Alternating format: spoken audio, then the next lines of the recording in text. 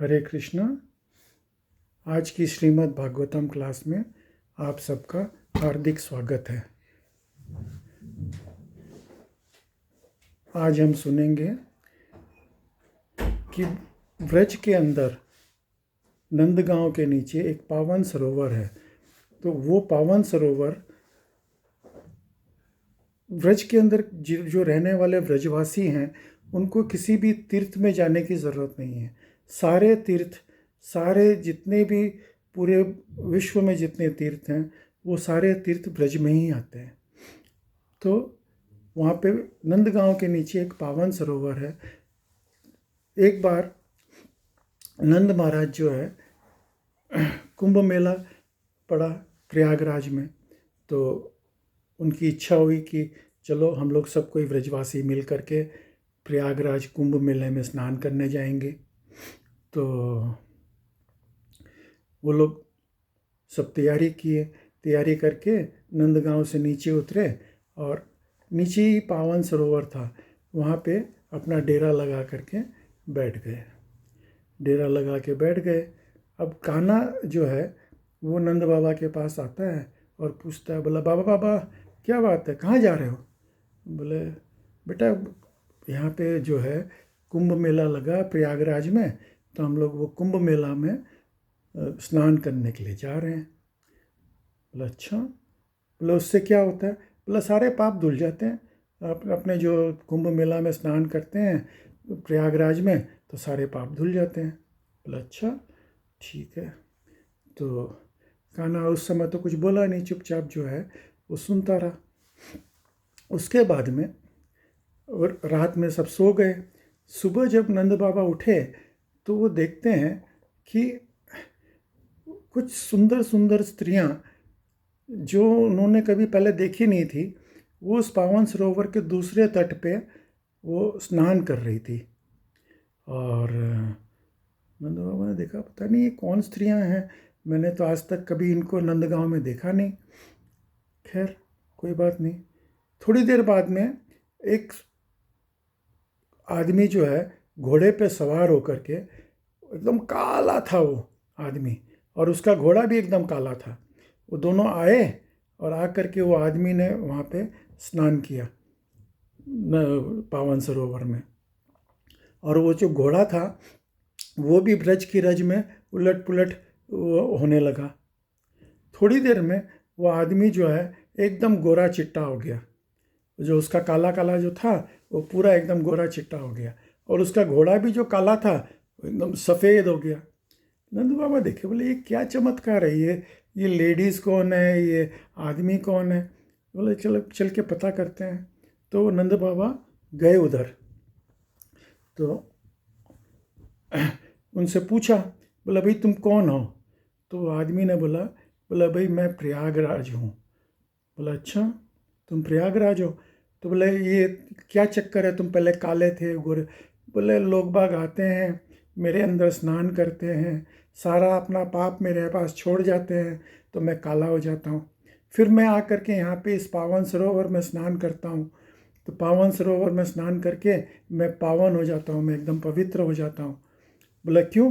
बोला यहाँ पे कृष्णा रोज़ स्नान करते हैं ना, नंदगांव से नीचे उतर के कृष्णा इसी सरोवर में स्नान करते हैं, यमुना जी में स्नान करते हैं, तो मैं यहाँ पे आकर के नहाता हूँ तो मैं पवित्र हो जाता हूँ।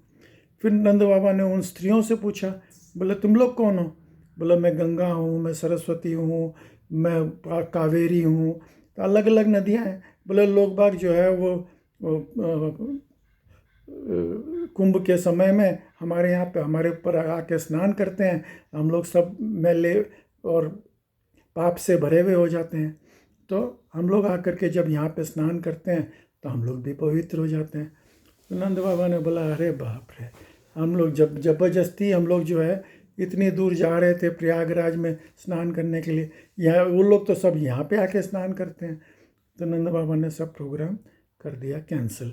तो इस तरह से ब्रज भूमि के अंदर 84 कोस के अंदर सारे तीर्थ हैं, यहाँ तक कि बद्रीनाथ, केदारनाथ, सारे तीर्थ ब्रज 84 के अंदर में सारे तीर्थ हैं। ब्रजवासियों को कहीं जाने की ज़रूरत ही नहीं है। वो सारे तीर्थ भी बल्कि ब्रजभूमि में आकर के अपने आप को पवित्र करते हैं। तो इस तरह से ये पावन सरोवर की कथा है। अब जो है, अब हम आपको सुनाएंगे ब्राह्मण पत्नियों के बारे में। यज्ञशाला, वहाँ पे मथुरा के पास में स्मार्थ ब्राह्मण लोग जो है वो भगवान को प्रसन्न करने के लिए यज्ञ कर रहे थे। तो जब वो यज्ञ कर रहे थे तो भोग बन रहा था। उनकी पत्नियां जो है वो भोग बनाती थी, उनको हेल्प करती थी यज्ञ में, यज्ञ की तैयारी करने में, यज्ञ के लिए भोग बनाने में, पुष्प वगैरह, माला वगैरह बनाने में। तो इस तरह से वो तैयारी कर रही थी।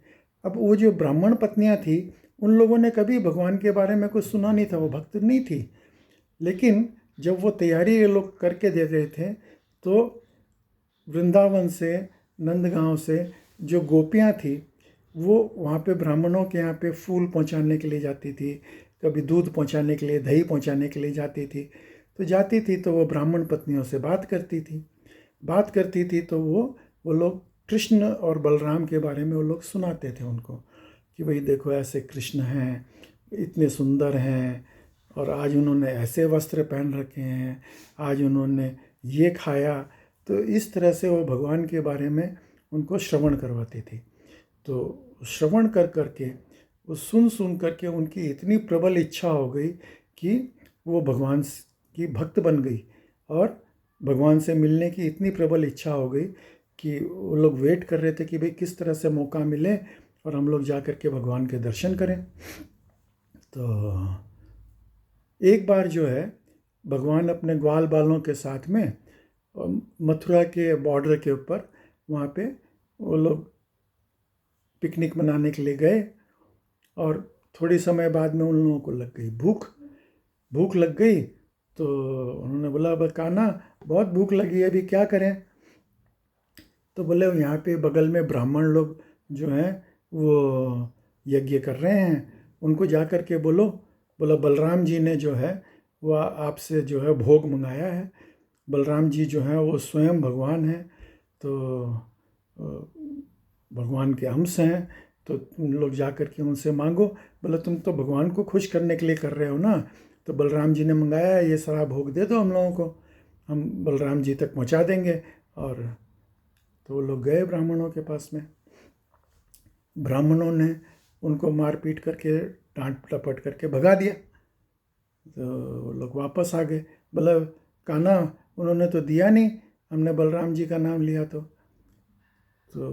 कान्हा ने बोला अच्छा एक काम करो, तुम लोग जाओ वो ब्राह्मण पत्नियों के पास में और उनको बोलो कृष्ण ने आपसे सब मंगाया है भोजन, उन कृष्ण भूखे हैं। तो वो लोग गए वापस जा कर के ब्राह्मण पत्नियों के पास में, बोले कि कृष्ण ने आपसे, वो कृष्ण भूखे हैं, आपसे भोग सामग्री वगैरह मंगाई है। तो ब्राह्मण पत्नियां इतनी खुश हो गई, बोले अरे वाह, आज तो मौका मिला भगवान के दर्शन करने का। तो वो लोग सारा भोग जो कि यज्ञ के लिए तैयार किया था, जो भी तैयारी करी थी, फूल माला, दूध, दही, लड्डू, खीर, मिष्ठान, जो भी उन्होंने यज्ञ के लिए तैयार किया था, वो सारा लेकर के खुद ही वो पहुंची वो लोग भगवान के पास में।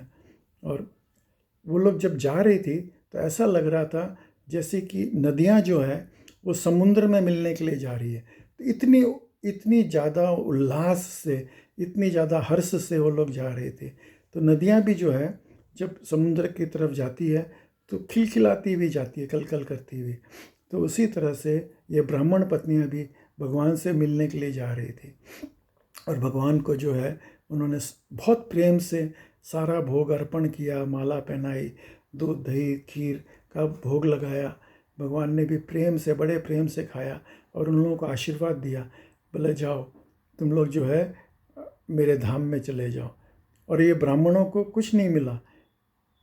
तो उनकी पत्नियों ने बोला हमारे पतियों को भी आप उद्धार करो। तो उनके रिक्वेस्ट के ऊपर भगवान ने उन ब्राह्मणों का भी उद्धार किया। तो इस तरह से ये ब्राह्मण पत्नियां और मथुरा के जो ब्राह्मण थे उन लोगों का भी भगवान ने उद्धार किया। अब इसके बाद में आता है गोवर्धन लीला। अब गोवर्धन क्या है, कौन है, ये थोड़ा सा समझने की ज़रूरत है। तो एक बार जो है वो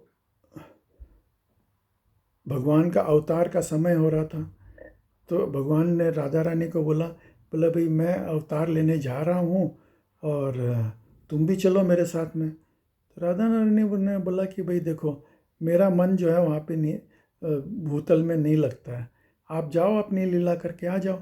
भगवान बोले भाई लीला में आपकी ज़रूरत है, आप चलो। तो राधा रानी ने बोला भाई मैं देखो, आप 2-3 कंडीशन है मेरी, अगर आप उसको पूरा करोगे तो मैं चल सकती हूँ। बोला अच्छा क्या? बोला आपको ये यमुना जी को साथ में लेना पड़ेगा, क्योंकि मैं यमुना जी में स्नान किए बिना मेरा मेरा मेरे को मन नहीं चलता है। दूसरा, मेरे को गोवर्धन बहुत प्रिय है, तो गोवर्धन को भी आपको साथ में लेना पड़ेगा।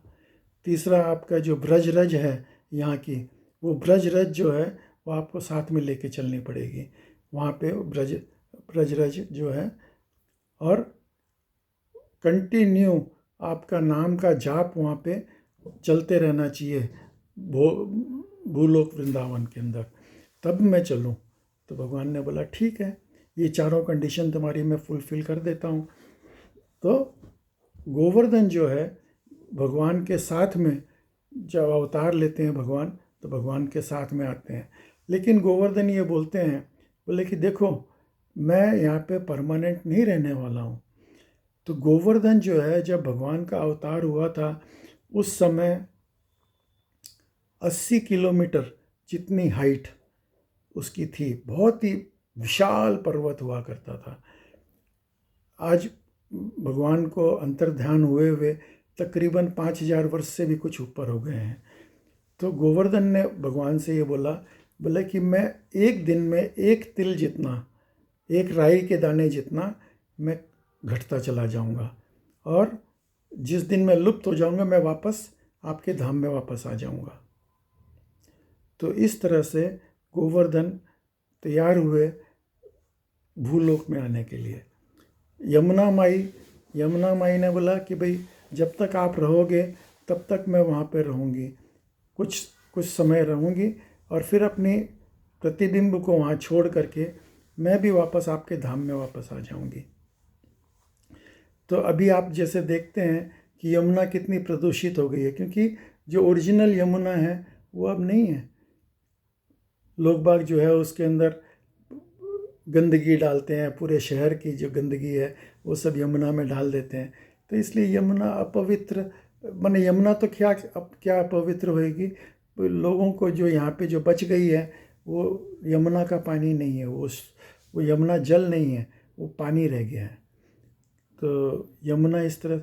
और खैर ब्रज की रज जो है वो तो भगवान लाते हैं, क्योंकि भगवान जितने दिन वृंदावन में रहते हैं वो बिना चप्पल के, वो भगवान कभी चप्पल पादुका नहीं पहनते वृंदावन में। तो वृंदावन में भगवान के जो चरण की जो छाप है उससे पूरा वृंदावन की रज जो है एकदम पवित्र है। तो इसीलिए हम लोग देखते हैं कि भक्त लोग जो है वृंदावन की रज को अपने माथे से लगाते हैं, अपने पूरे शरीर में लगा के रखते हैं, तो उसमें लोट पोट करते हैं। और चौथा, ये अमृत है एक तरह का, जो चरना, जैसे जो जमुना का जल जो भगवान जिसमें स्नान करते हैं वो चरणामृत है। जो रज है वो भगवान के चरणों का धूली है, वो एक अमृत के समान है। और इसके अलावा भगवान का नाम का वहाँ पे निरंतर जाप होता रहता है। अभी जैसे वृंदावन की जितनी भी जो क्षेत्र हैं उनका अलग अलग नाम है, मुरलीपुरा, बिहारी वन, इस तरह से अलग अलग भगवान के नाम के ऊपर ही नाम है। अच्छा, वहाँ पे जो रिक्शा वाले हैं वो लोग हॉर्न नहीं बजाते, वो राधे राधे हटो, राधे राधे हटो, तो वो सब भगवान का नाम लेते रहते हैं। और वहाँ पे चारों तरफ में भजनाश्रम, कीर्तनाश्रम वगैरह बने हुए हैं, तो वो लोग भी भगवान का नाम का 24 घंटों कंटिन्यू जाप करते रहते हैं। तो भगवान के नामामृत वहाँ पे चारों तरफ में बहता है। तो ऑटोमेटिकली वृंदावन के अंदर आप जाओ तो पीने के लिए चरणामृत मिलता है, क्योंकि वहाँ पे जो भी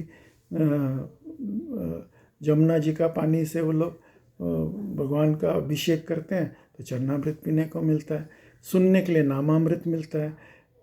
वहाँ पे दिन में जो है वो भंगी जो है झाड़ू निकालता है तो रज उड़ती है। आप चाहो नहीं चाहो वो रज जो है आपके ऊपर, आपके शरीर पे पड़ती है, आप उसमें स्नान करते हो तो भगवान का चरणों का वो आपको मिलता है।